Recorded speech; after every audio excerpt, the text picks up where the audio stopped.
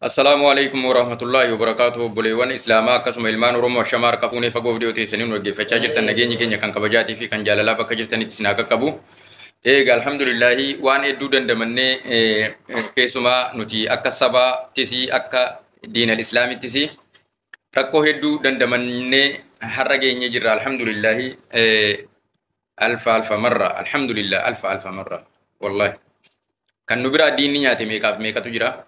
Kan amri rabbiitiin duniyaa irraa godaane meeqaaf meeqatu jira. Egaa rakkoo har'a nurra gahaa jiru irratti sababni maali yoo jenne sababni zulmii ka'umsi zulmii aadilummaadha. Aadilummaan dhibuudha.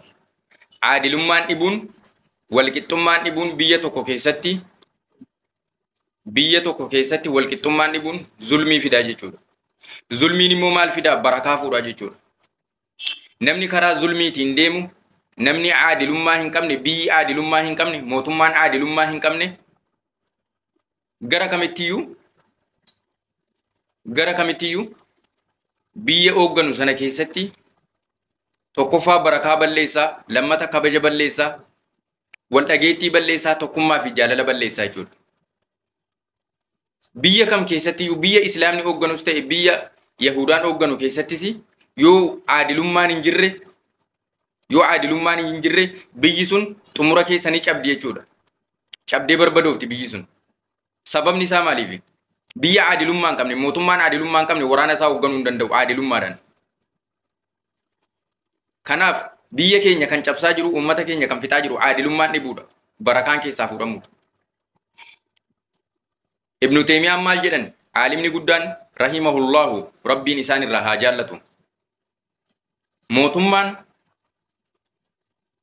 aadilummaa qabu, mootummaa kaafiraa ta'ee kan aadilummaa qabutu